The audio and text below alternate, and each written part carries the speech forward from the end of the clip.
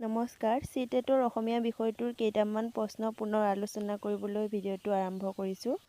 আজিও 2014 চনৰে পেপাৰখনেই লৈছোঁ।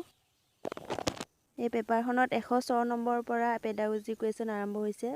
106 নম্বৰ প্ৰশ্নটো হ'ল, অচিনাকি বা নজনা প্ৰসংগ একোটাকো ধৰি বিভিন্ন সানমিহলি প্ৰসংগৰ আলোচনাত ভাগ লৈ সক্ৰিয় প্ৰদৰ্শন এটা কাৰ্যকৰী কৰাত জড়িত মূল উপাদানটো হৈছে অপশ্যন 1 পঠন, অপশ্যন 2 অন্তৰ্জাল বা ইণ্টাৰনেট খুচৰা কাৰ্য, অপশ্যন 3 অন্য এক দৃষ্টিভংগীৰে পুনৰ্লিখন, অপশ্যন 4 মৌখিক বাৰ্তা বিনিময়।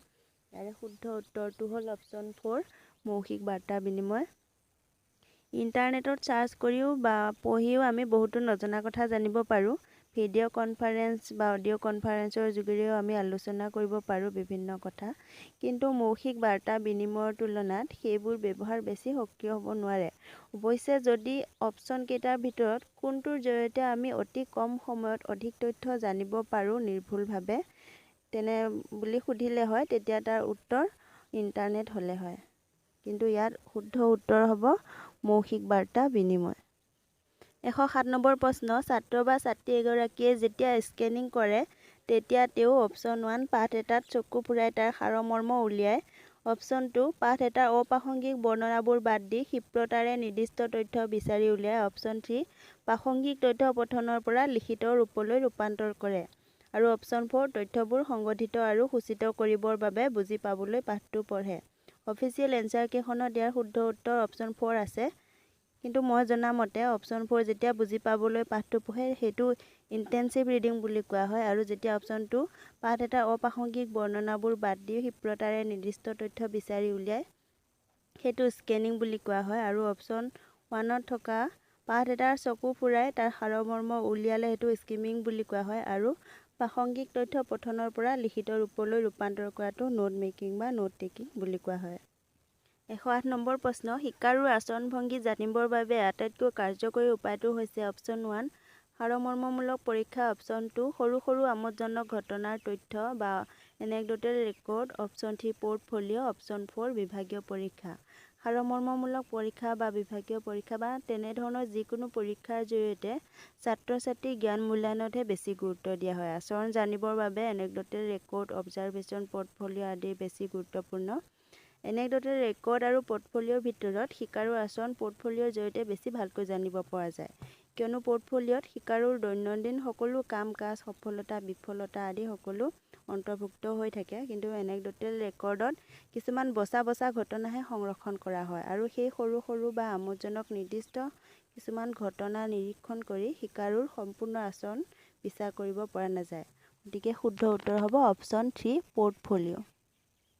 109 নম্বৰ প্ৰশ্ন, দ্বিতীয় মানৰ ছাত্ৰ-ছাত্ৰীয়ে কোন মানদণ্ডৰ পাঠ স্বতন্ত্ৰভাৱে পঢ়িব পাৰিছে সেয়া শিক্ষকে চিহ্নিত কৰিবৰ বাবে তলৰ কোনটো আভাস লক্ষ্য কৰিব লাগিব? অপশ্যন 1 বৰ্ণনাৰ সৈতে পৰিচ্ছেদ মিলোৱা কাৰ্য, অপশ্যন 2 একোটা পৰিচ্ছেদৰ সাৰাংশ প্ৰস্তুত কৰাটো, অপশ্যন 3 ছপা আখৰবোৰ ছাত্ৰ-ছাত্ৰীয়ে চকুৰে চাই পঢ়ি যায় কিন্তু কঠিন পালেই আঙুলিৰ ব্যৱহাৰ কৰে, অপশ্যন 4 সম্পৰ্ক স্থাপনৰ বাবে সৰ্বনাম যোজক অব্যয়ৰ ব্যৱহাৰ।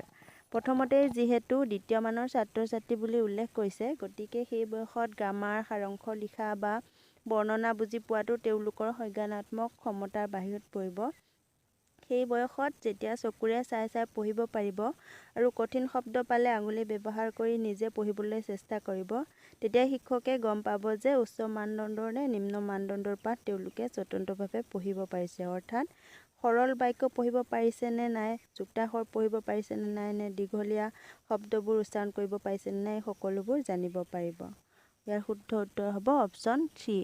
110 নম্বৰ প্ৰশ্ন, কথা কোৱাটো সাধাৰণতে এটা ধাৰণামূলক অৰ্হতা বুলি কোৱা হয়, কাৰণ অপশ্যন 1 স্বাভাৱিক স্বাস্থ্যৰ সাধাৰণ মানুহৰ প্ৰাকৃতিকভাৱেই কথা কোৱা দক্ষতা বিকশিত হয়, অপশ্যন 2 সাধাৰণতে শিক্ষকে ছাত্ৰ-ছাত্ৰীয়ে তেওঁলোকৰ দায়িত্বৰ ধাৰণা কৰাটো আশা কৰে, অপশ্যন 3 শিক্ষণ সামগ্ৰীৰ অবিহনে শ্ৰেণীকোঠাত ভাষা শিকাব পৰা নাযায়, অপশ্যন 4 কেৱল মাতৃভাষাটোহে নিপুণভাৱে শিকিব পৰা যায়।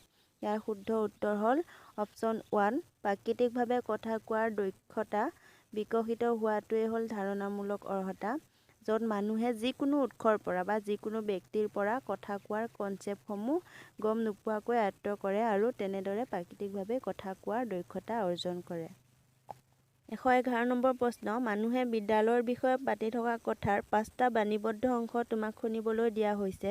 কথোপকথনবোৰ শুনি প্ৰতিটো কথাংশ A to G আৰু প্ৰতিজন কৌটা A to 5 হিচাপে মিলোৱা আৰু বাণীবদ্ধ কথোপকথন শুনা। লক্ষ্য ভাষা শিকাৰ ক্ষেত্ৰত এই কাৰ্য তলৰ কোনটোৰ লগত জড়িত? এটা লক্ষ্য ভাষা মানে হ'ল যিকোনো ভাষা এটা ক'বলৈ বা লিখিবলৈ বা পঢ়িবলৈ বিদ্যালয়ত বা যিকোনো ঠাইত শিকা। ইয়াত এটা উদাহৰণ দিছে যে লক্ষ্য ভাষা শিকাই থাকোঁতে শিক্ষকে ছাত্ৰ-ছাত্ৰীক বিদ্যালয় বা বেলেগ যিকোনো টপিক এটাৰ ওপৰত আলোচনা কৰি থকা 5টা ৰেকৰ্ডিং শুনিবলৈ দিছে। তাৰ পাছত ৰেকৰ্ডিং কেইটা আৰু কৌটা কেইজন নাম্বাৰিং কৰিলে তাক ক্ৰমান্বয়ে মিলাব দিছে। তেতিয়াহ'লে তেওঁ ইয়াত ছাত্ৰ-ছাত্ৰীৰ কোনটো দক্ষতা জানিব বিচাৰিছে? যিহেতু ছাত্ৰ-ছাত্ৰীয়ে কথাখিনি মিলাব লাগিব, মিলাবৰ বাবে তেওঁলোকে কথাখিনি বুজি পাব লাগিব আৰু বুজি পাবলৈ হ'লে ভালদৰে শুনিব লাগিব।